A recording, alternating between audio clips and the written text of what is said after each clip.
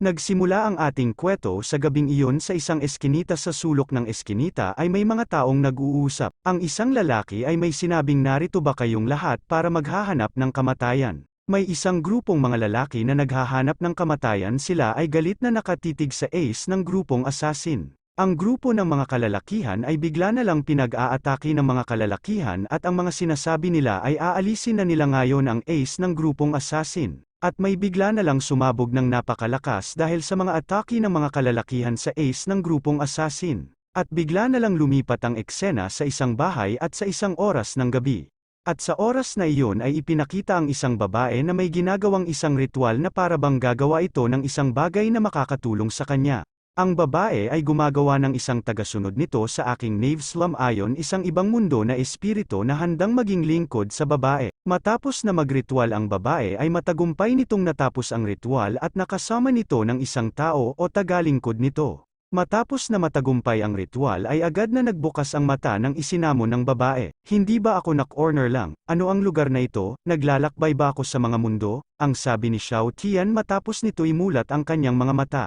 Normal na lalaki na walang powers, ang sabi naman ni Ziwan Ruyan. Hindi makapaniwala si Xiao Tian sa magandang makinis na balat ay ang magagandang katangian si Xiao Tian ay napahanga nito sa kagandahan ni Ziwan Ruyan. Ito ay kahanga-hanga sabi ni Xiao Tian itong hourglass na parang katawan at malakas na pagkahubog dagdag pa ni Xiao Tian. Napabuntong hininga Ziwan Ruyan at napasabi ng hindi bale hindi rin masama nagtitipon ako ng gulo. Sino ka nasaan ako sabi ni Xiao Tian kay Ziwan Ruyan. Dahil sa sinabi ni Showa Tian kay Ziwan Ruyan ay nagpakilala ito kay Showa Tian ako ang Empress ng Plain Dynasty at mula ngayong araw na ito, ikaw ang magiging sub-consort ng dynasty ang sabi ni Ziwan Ruyan matapos niya magpakilala. Matapos magpakilala ni Ziwan Ruyan kay Showa Tian ay tinawag niyang aking asawa si Showa Tian. Matapos sabihin niyo ni Ziwan Ruyan ay bigla na lang namula si Showa Tian at dahil doon ay hindi niya alam ang gagawin at hindi niya alam ang sasabihin. Bigla na lang napabulong si Ziwan Ruyan nang ako ang Empress ng Flame Dynasty at bigla na lang napaisip ng malalim si Ziwan Ruyan at bigla na lang siyang napaahem.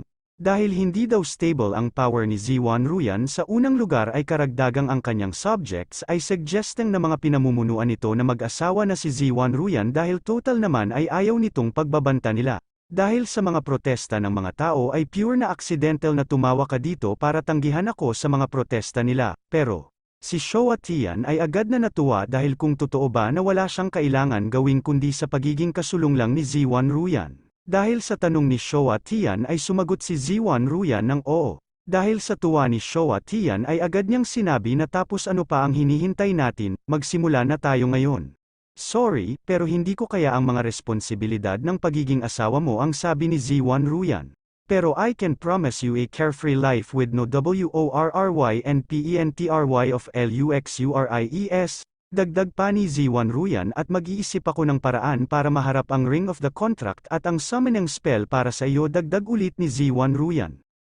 Sumama ka sakin sa Imperial Study sabi ni Ziwan Ruyan kay Showa Tian.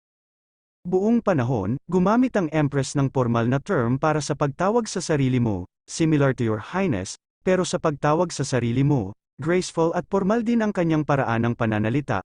Sigurado siya, isang dominanteng woman sabi ni Showa Tian. So ito ang Ring of the Contract nagtatakang tanong ni Showa Tian sa kanyang sarili.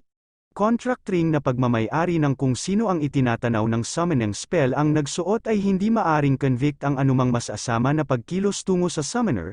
Ding tunog ng Ring of Contract gusto mo bang i-activate ang pinakamalakas na Supreme System tanong ng system kay Showa Tian pinapili si Showa Tian ng oo o hindi. Nakuha na ni Showa Tian ang kapwa travel dimensions at nakuha na niya ang isang system tapos syempre ako ang piliin dagdag pa ni Showa Tian. Napangiti si Showa Tian at agad na niyang pinili ang hindi.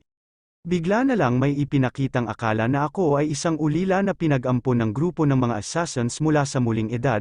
At para MAKASULOD, kinailangan akong patuloy na lumakas. Kinailangan kong patuloy na pumatay ng walang kahulugan para lang matupad ang aking misyon. Ang daan upang maging pinakamatatag na supreme sa impyerno yan sabi ni Showa Tian.